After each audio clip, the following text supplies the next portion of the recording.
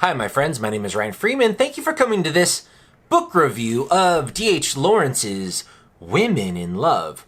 This is the sequel to The Rainbow. I already did a book review for The Rainbow, so if you would like to watch that one first, click up above or just continue.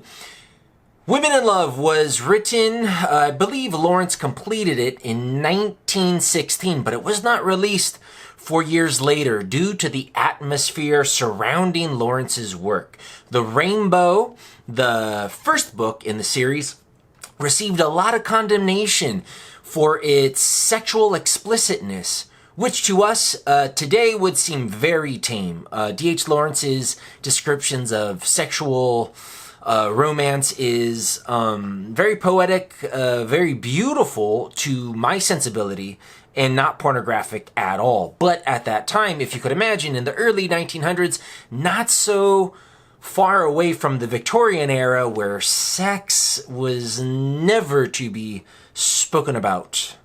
This was to be behind closed doors, and it was very audacious for an author to go ahead, and you could see the cover art. There's a naked lady. I doubt that the original publication, which I believe it came out in 1920 in America, 1921 in England, something like that, I doubt it would have had a naked woman on it. D.H. Lawrence has a passionate way of describing romance. I cannot put it in any other way. I can't even do him justice. His description of love affairs, particularly passionate love affairs between strong people, is engrossing. It pulled me in. It made me reflect upon all of my past love affairs. This book, it particularly pertains to two sisters, Ursula and Gudrun. Ursula and Gudrun, they have a sister bond, but they do have differences in personality and temperament and the type of guys that they're attracted to. They just so happen to get entangled with two men who are also in a somewhat masculine love affair. These two main male characters, Birkin and Gerald.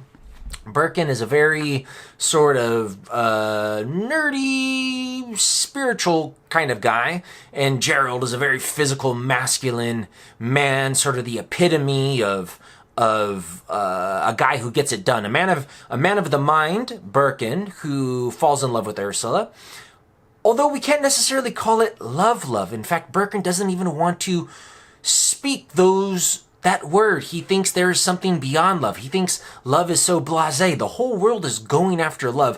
I want to go beyond that. I want to be two souls who are perfectly constellated. And he uses all sorts of astrological metaphor, which sort of repels the woman he's trying to woo, Ursula, who just wants assurances. Do you love me or not? So there's this, even though, in an ideal love affair, boy meets girl, they live happily ever after. But that's not necessarily how it always goes.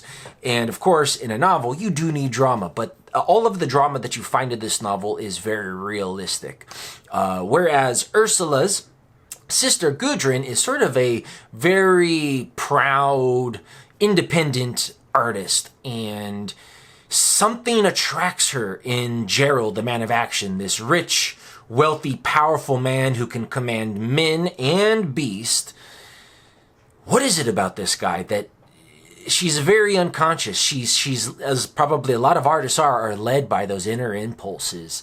Something about this guy. She knows her fate is tied in. There's a lot of metaphors of fate and destiny when you don't know where this relationship is going to go, but they're on your path. And Gerald as well, unconsciously, when he sees Gudrun, he loses his ability to control himself. He's a man of action. He's a man of power. And his self-control, his will, is one of his strongest assets, but he loses it when he meets Gudrun. There's something about this girl. Will it blossom into love?